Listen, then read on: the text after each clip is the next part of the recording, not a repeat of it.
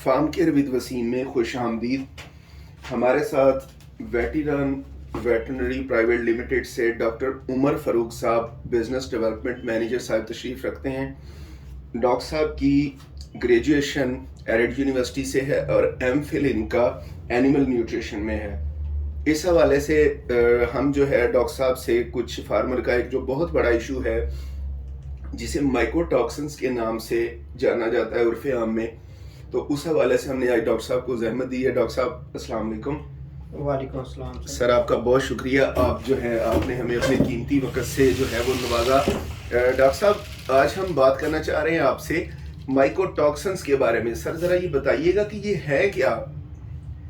जी doctor साहब, बहुत शुक्रिया आपका। डॉक्टर साहब, सबसे पहले जो माइकोटॉक्सिन्स होते हैं ना, बेसिकली ये फंगल मेटाबॉलाइट होते हैं। ठीक है सर। डिफरेंट सोर्सेज हैं ये जो है ना, लाइक ग्रेन्स और फॉर्जेस वगैरह के अंदर जो फंजाई अवेलेबल होती है, ठीक है, उसके ये बेसिकली सेकेंडरी या प्राइमरी मेटाबॉलाइट्स होते हैं। ठीक है सर।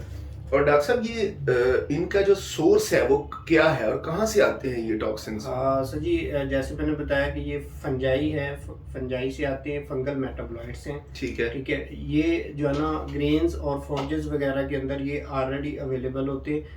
जहाँ जैसे ही जो है ना वो मॉइस्चर्स वगैरह वहाँ पे, जैसे मेज़ की खासकर हम बात करते हैं तो मेज़ में जो सीजनल मेज़ होता है, लाइक के जो जून जुलाई के अंदर जो ग्रेन्स आता है, क्योंकि जब उसके अंदर मॉइस्चर लेवल कम होगा तो उसके अंदर टॉक्सिन्स कम पैदा होंगे। जैसे ही मॉइस्चर लेवल उसका इंक्रीज होगा तो ये जो फंगल मेटाबॉलाइट्स हैं ये इंक्रीज होना शुरू हो जाते हैं। ये सर ज़रा अगर सादा ज़ुबान में आप हम फार्मर को समझाने के लिए बता सकें कि फंगस क्या है, जिसे उल्ली बोलते हैं, जी जी इस तरीके से हम उनको समझा सकते हैं कि ये उल्ली होती है बेसिकली जो मुख्तलिफ सोर्स से आती है। जी जी।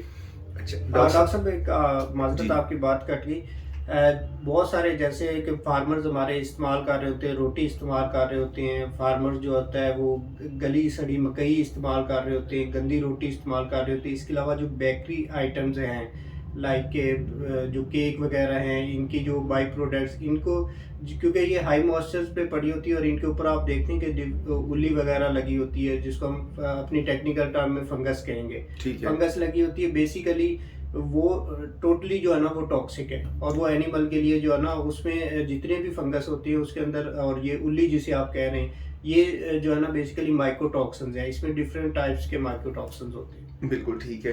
और डॉक्टर साहब जो है डिफरेंट टाइप ऑफ टॉक्सिन्स जैसे आप बता रहे हैं, ये कितनी टाइप्स होती हैं जो ज़्यादा फार्मर को नुकसान पहुंचा सकती हैं? डॉक्टर साहब, अगर आप डेयरी की बात करें ना, तो माइकोटॉक्सिन में जो सबसे खतरनाक टॉक्सिन्स है वो अफ्लाटॉक्सिन्स है। ठीक है और सर। अफ्लाटॉक्सिन्स में भी फिर फर्दर उसकी जो टाइप है वो अफ्लाटॉक्सिन 1 है। ठीक है।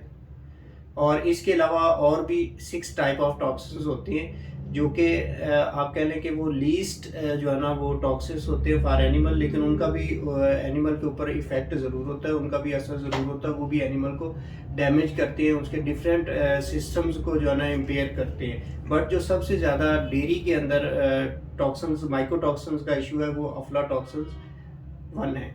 ठीक हो गया सर।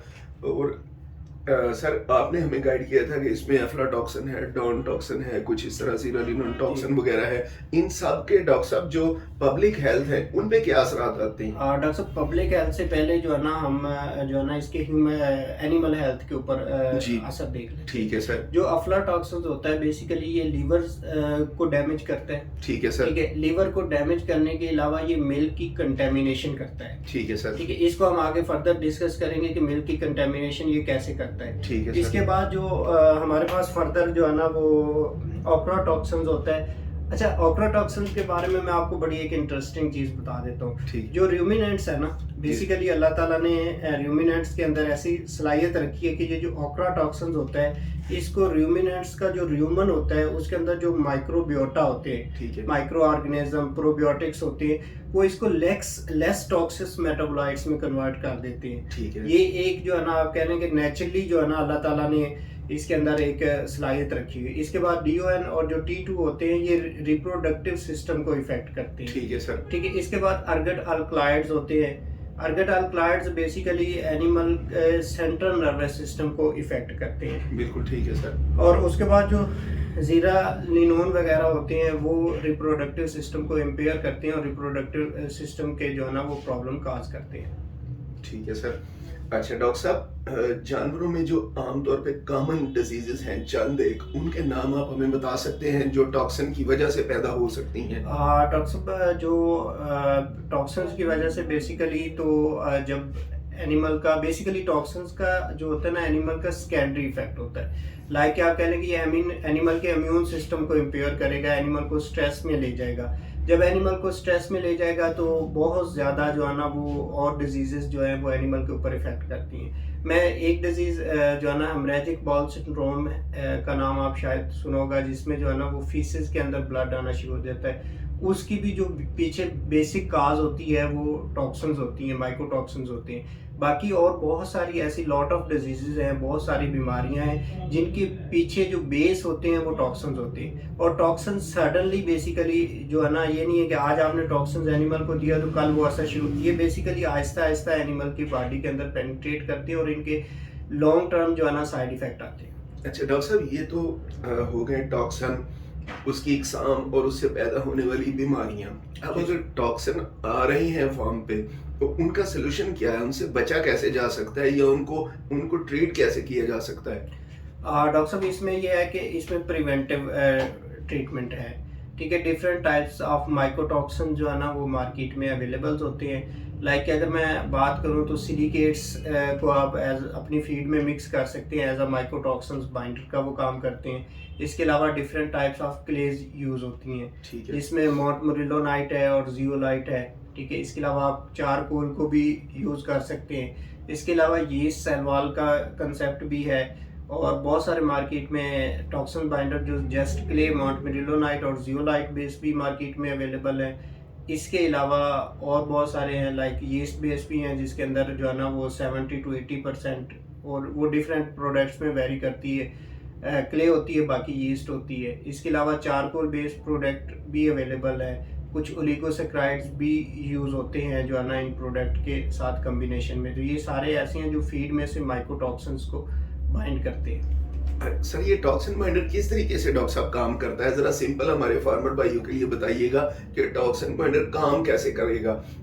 जिस्म में से जो जहरीले मादे हैं, जहर है, उनको कैसे वो बाहर निकालता है? जी डॉक्टर साहब, इसमें एक तो अगर सादा आम लोकल फार्मर के लिए बात करें तो जो फीड के अंदर जो टॉक्सिन्स होते हैं जब ह्यूमन में जाते हैं तो वो फीड से जो है ना वो सेपरेट होते हैं। तो वहाँ पे जब आप साथ टॉक्सिन बाइंडर दे रहे होते हैं तो वो एक्वस मीडियम में काम करता है। ठीक है। एक्वस मीडियम में वहाँ जितने भी टॉक्सिन्स होते हैं वो टॉक्सिन बाइंडर उनको साथ अपने बाइंड करता है और बाइंड करने के बाद वो उनको एब्जॉर्प्शन करता है, उनको जज़ब करता है, जैसे आप उसको टेक्निकल टर्म जो भी इस्तेमाल कर लें तो वो फीसेस के साथ उसको जो है ना वो निकाल देता है। बेसिकली ये जितने भी टॉक्सिन्स बाइंडर होते हैं ये नॉन डाइजेस्टिबल और नॉन अब्जॉर्बेबल पार्ट होते हैं, इन्होंने ब्लड में नहीं जाना होता। ये फीसेस से जो है ना उसको जज़ब करते हैं और फीसेस से ही जो है ना ये फीसेस के साथ ह्यूमन से जज़ब करते हैं और फीसेस के साथ ही जो है ना ये बॉडी से आउट हो जाते हैं।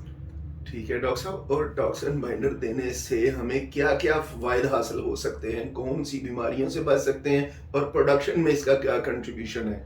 जी डॉक्टर साहब, जो जैसे मैंने जनरल बात की कि टॉक्सिन बाइंडर आपकी फर्टिलिटी के ऊपर इफेक्ट करेगा, आपके ह्यूमन फंक्शन के ऊपर इफेक्ट करेगा, किडनी डैमेज करेगा, लीवर डैमेज करेगा और इसके अलावा और बहुत सारी जो है ना जैसे हमने बात की कि जो फ्यूमेंसेंस टॉक्सिन्स होते हैं, फ्यूमेंसेंस टॉक्सिन जो है वो डिस्टल पार्ट जो होता है गैस्ट्रोइंटेस्टाइनल ट्रैक का उसको डैमेज करते हैं। जैसे मैंने आपको बड़ी बेहतरीन मिसाल दी थी जो है ना हेमरेजिक बाउल सिंड्रोम की। ठीक है सर। ठीक है, तो वो इसकी एक एग्जांपल है। तो ये जब ये सारी चीज़ें बेसिकली इम्प्रूव हो जाएंगी तो बेसिकली आपका जब ह्यूमन फंक्शन, जब माइक्रो ऑर्गेनिज्म आपका बेहतर होगा तो वहाँ आपकी मिल्क प्रोडक्शन भी बेहतर हो जाएगी, आपका मिल्क कंटेंट बेहतर हो जाएगा।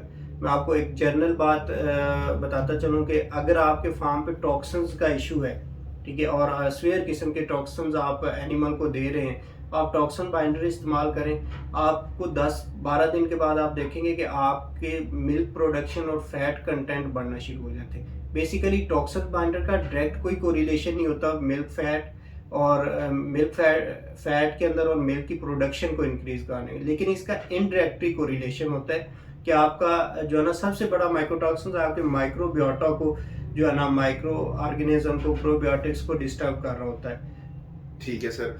तो डॉक्टर साहब इसका मतलब ये है, जैसे आपने फरमाया कि फार्मर जो हैं हमारे, अगर वो माइकोटॉक्सिन से बचना चाहते हैं, आलूदा खुराक ना खिलाएं, जानवरों को साफ सुथरा चारा मुहैया करें, रोटियों से ग्रेस करें और साथ में माइकोटॉक्सिन्स का इस्तेमाल करें ताकि उनके फार्म पे प्रोडक्शन बेहतर हो, जानवरों की हेल्थ बेहतर हो और टॉक्सिन की वजह से आने वाली बीमारियों से वे महफूज रह सकें।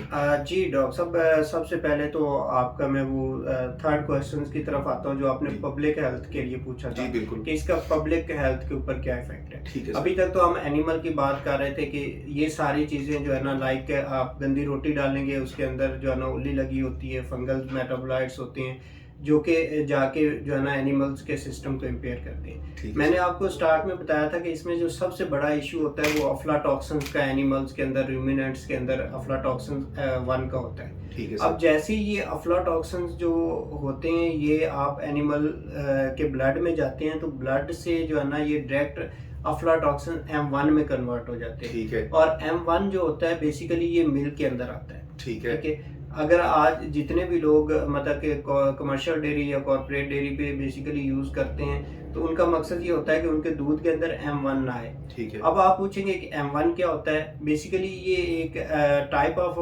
अफ्लाटॉक्सिन्स है जो कि दूध के अंदर पाई जाती है। ठीक है। अब इसका क्या है साइड इफेक्ट क्या है, इसका जो बेसिक साइड इफेक्ट है जनरल हम बात करेंगे वो ये हिपेटोटॉक्सिक होता है। ठीक है। ये लिवर की बीमारियां काज करेगा। ठीक है।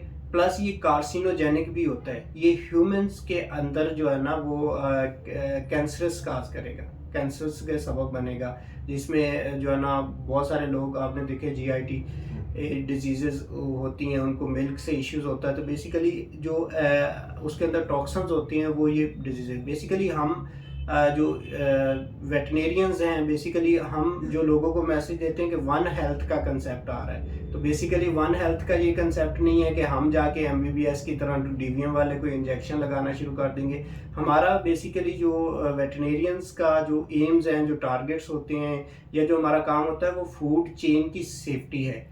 हमने जो है ना जो फूड चेन है उसको बेटर करना है और एनिमल से जो ह्यूमंस की कंजप्शन की चीज़ें हैं लाइक मीट है, मिल्क है, उसको हमने सेफ बनाना है। तो हमारा सबसे पहला टारगेट ये है कि ये एटलीस्ट रोटी आप साफ़ सुथरी इस्तेमाल करें अगर आपका रोटी के बगैर गुजारा नहीं है, क्योंकि इसके डायरेक्ट जो है ना वो आप कह लें कि ह्यूमन हेल्थ के ऊपर इफेक्ट है और बड़े सीवियर किस्म के इफेक्ट हैं जो मैंने आपको 2 मेन फैक्टर बताए हैं कि हिपेटोटॉक्सिक और कार्सिनोजेनिक।